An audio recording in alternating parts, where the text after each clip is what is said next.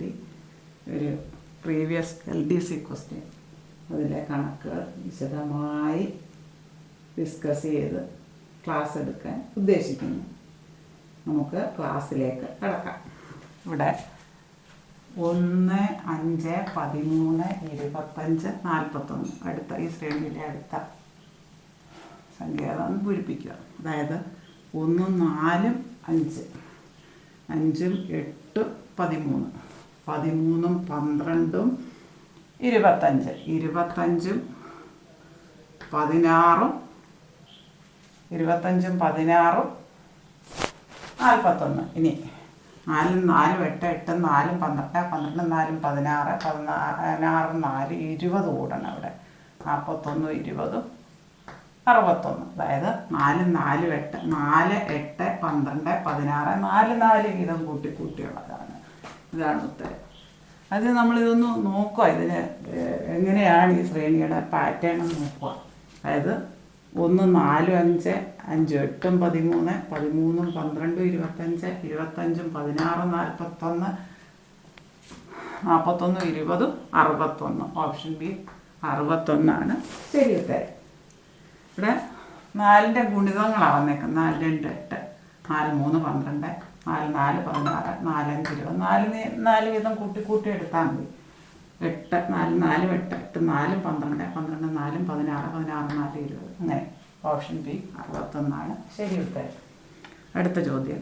5നും 35നും ഇടയ്ക്ക് 2 കൊണ്ടും 3 കൊണ്ടും നിശേഷം ഹരിക്കാവുന്ന എത്ര സംഖ്യകളുണ്ടെന്നാണ് ചോദ്യം. അതിവിടെ ഓപ്ഷൻ 3, 4, 5, 6 നമുക്ക് നോക്കാമല്ലോ.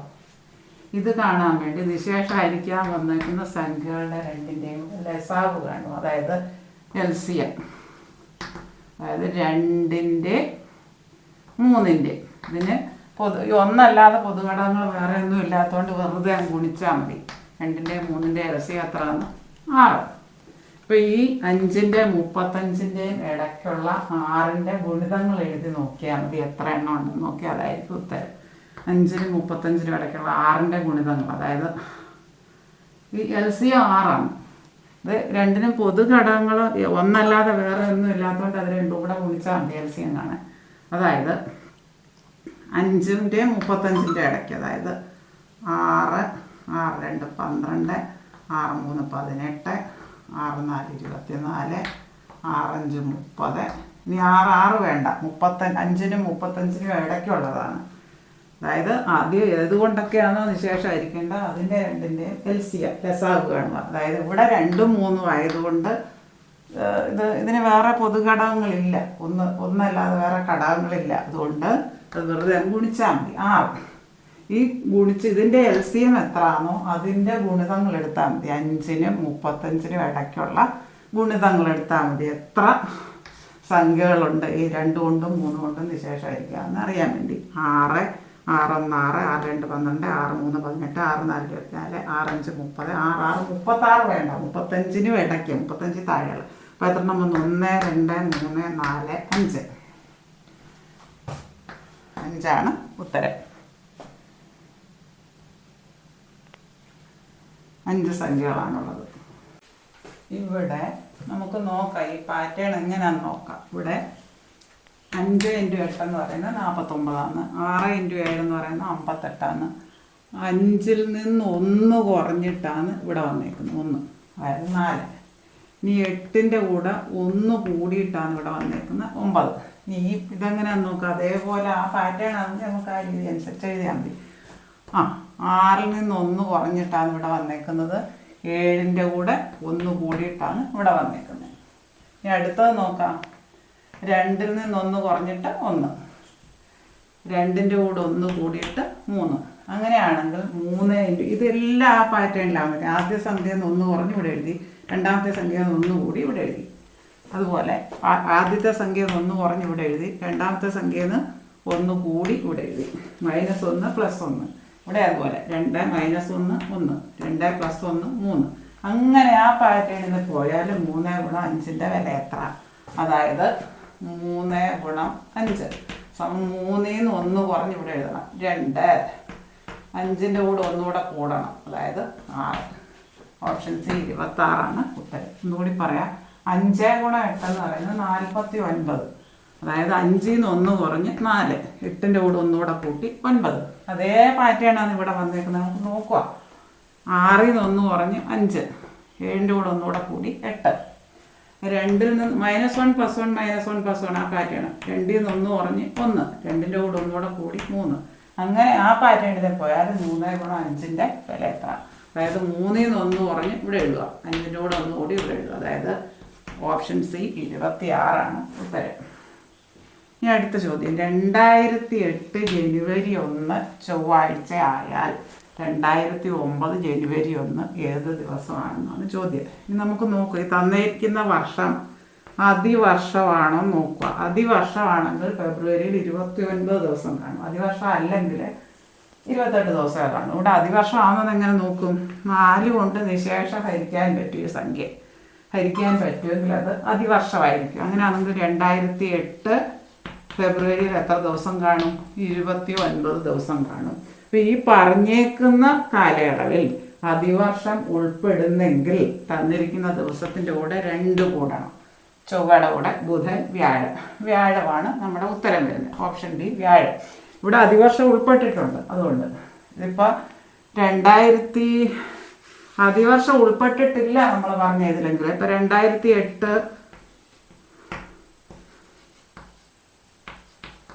മാർച്ച് മുതൽ 2009 ഇപ്പോൾ മാർച്ച് 2 അങ്ങനെ എന്തെങ്കിലും പറഞ്ഞിരുന്നത്. ഇത് മാർച്ച് 2 ഏത് ദിവസമാണെന്ന് ചോദിച്ചാൽ അതിൻ്റെ ആ തന്നിരിക്കുന്ന ദിവസത്തിൻ്റെ കൂടെ 1 കൂട്ടിയാൽ മതി. ഇവിടെ അതിവർഷം വരുന്നില്ല. അതായത് 2008 അതിവർഷം. 4 കൊണ്ട് നിശേഷമായിരിക്കാൻ പറ്റും. ആ വർഷം 29 ദിവസം വരും. ഇവിടെ 28 വരുന്നുള്ളൂ. അങ്ങനെ അതിവർഷം ഉൾപ്പെടുന്നില്ലെങ്കിൽ തന്നിരിക്കുന്ന ദിവസത്തിൻ്റെ കൂടെ 1 കൂട്ടിയാൽ മതി. ഇവിടെ അതിവർഷം ഉൾപ്പെടുന്നുണ്ട്. 2008 അതിവർഷമാണ്. ജനുവരി കഴിഞ്ഞാണല്ലോ ഫെബ്രുവരി വരിക. അപ്പോൾ അവിടെ ഫെബ്രുവരി 29 വരും. 21 അല്ല 29 വരും. 4 കൊണ്ട് നിശേഷമായിരിക്കാൻ 2008 അതിവർഷമാണ്.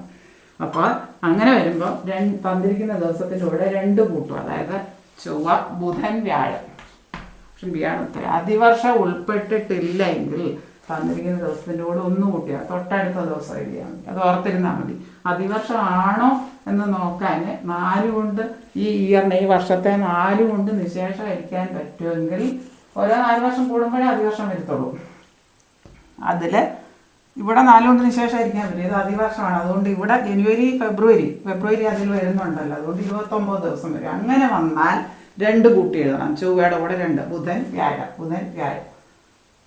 അതിവർഷം വരുന്നില്ല എങ്കിൽ 2008 ജനുവരി മാർച്ച് മുതൽ പിന്നെ 2009 ഫെബ്രുവരിന്നോ മാർച്ചിൽ എന്ത് പറഞ്ഞാലും ശരി, ആ അതിവർഷത്തിലെ ഫെബ്രുവരി വരാത്തത് കൊണ്ട് തൊട്ടടുത്ത ദിവസം എഴുതിയാൽ മതി. അപ്പം അങ്ങനെ നോക്കിയാൽ മതി. അങ്ങനെ ഉൾക്കൊള്ളുന്നു. ഇവിടെ ഒറ്റയാനെ കണ്ടെത്തുക. അതായത് ഇത് 11ൻ്റെ വർഗമാണ്. 11 എന്ത് പറഞ്ഞു? 11ൻ്റെ സ്ക്വയർ. ഇത് 9 സ്ക്വയർ.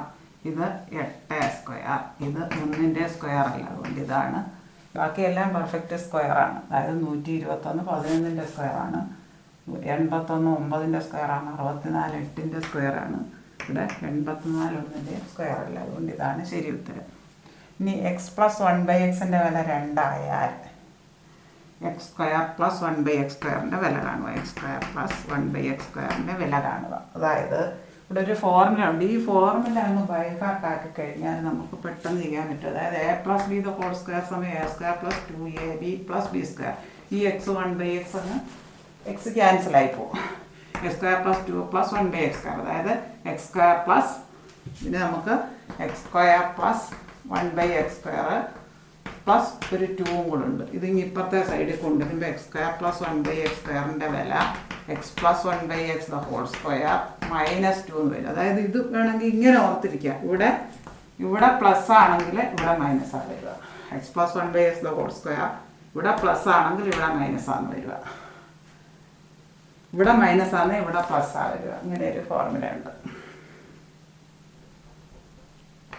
x - 1/x²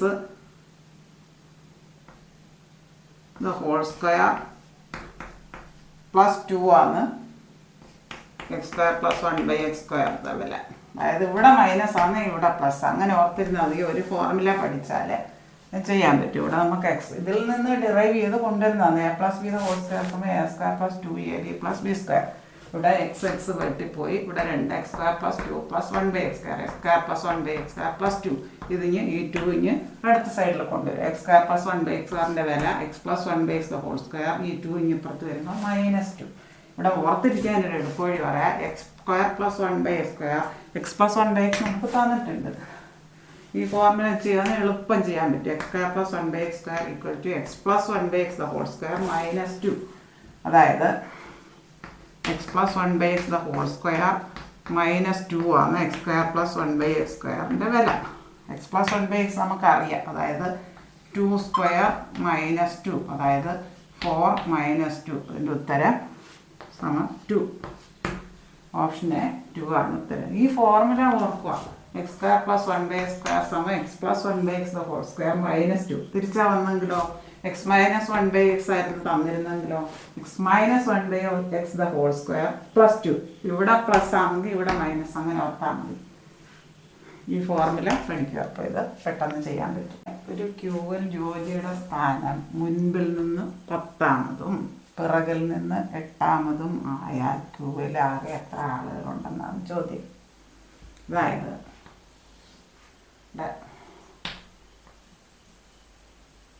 പറ 9 പേര് കഴിഞ്ഞ് 10ാമത് ജോലി. പിന്നെ പിറകിൽ ഇങ്ങോട്ട് 1 2 3 4 5 6 7 പേര് കഴിഞ്ഞ് 8ാമതാണ് ജോലി.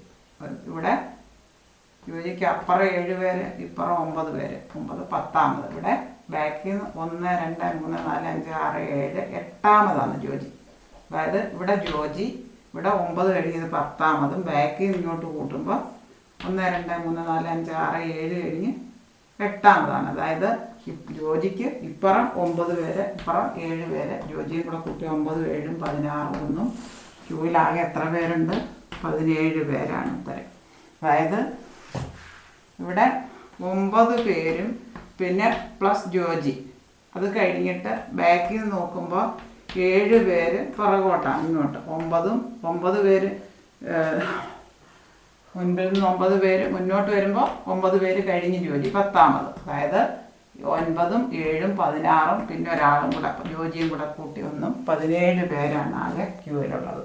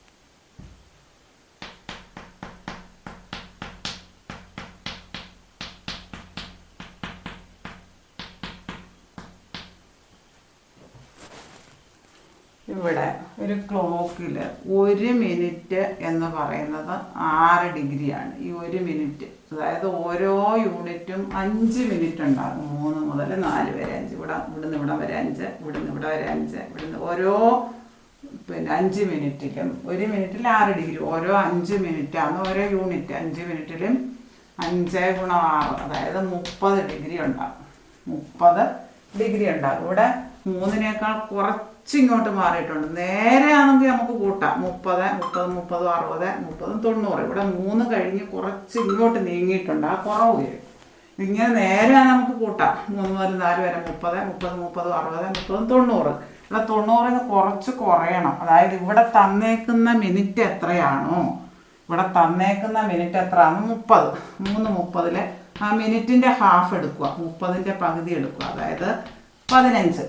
ഇത് എത്രയാണ്? 3 മുതൽ 4 വരെ ഒരു 30, 2, 30, 3, 30. അപ്പോൾ 3 മുതൽ 4 വരെ 1, 2, 3. 30, 30, 30, 60, 30, 90. 3:30 യൂണിറ്റ് വരും. 90-ൽ നിന്ന് എത്ര കുറയണം? ഈ മിനിറ്റിൻ്റെ ഹാഫ് എടുക്കുക, പകുതി എടുക്കുക. 15 കുറയണം. 90-ൽ നിന്ന് 15.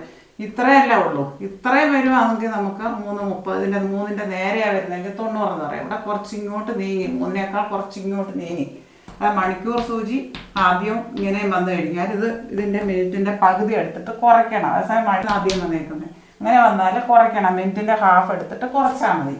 ഇവിടെ എത്ര യൂണിറ്റ് ഉണ്ടെന്ന് നോക്കാം. 3 മുതൽ 4 വരെ 30, 4 മുതൽ 5 വരെ 30, 5 മുതൽ 6 വരെ 30. അങ്ങനെ 3 യൂണിറ്റ് ഉണ്ട്. 5, 5, 5 യൂണിറ്റ് വരെ. അതായത് 30, 30, 60, 30, 90. 90 ഡിഗ്രിയിൽ നിന്നും ഇതിൻ്റെ മിനിറ്റിൻ്റെ പകുതി എടുക്കുക. അതായത് 15 എടുത്തിട്ട് ഈ 90-ൽ നിന്ന് കുറച്ചാൽ മതി. ഇത്ര ചെയ്യുകയാണെങ്കിൽ അത് 90 വരിക. ഇത് ഇത്ര ഇങ്ങോട്ട് നീങ്ങിയിട്ടാവുള്ള കുറച്ച് കുറവാണ്. അതുകൊണ്ട് 90-ൽ നിന്ന് 15 പോകെ എത്രയാണ്? 75 ഡിഗ്രിയാണ് ഇതിൻ്റെ കോണളവ്. ഇത് മണിക്കൂർ സൂചി കഴിഞ്ഞിട്ടല്ലേ മിനിറ്റ് സൂചി വരുന്നത്. മണിക്കൂർ സൂചി ആദ്യമാണെങ്കിൽ അങ്ങനെ, തിരിച്ചിപ്പുറമാണ് വരുന്നതെങ്കിൽ മണിക്കൂർ സൂചി, മിനിറ്റ് സൂചി കഴിഞ്ഞിട്ടാണ് മണിക്കൂർ സൂചി വരുന്നതെങ്കിൽ നമുക്ക് അതിൻ്റെ ഹാഫ് എടുത്തിട്ട് കൂട്ടുക വേണ്ടത്.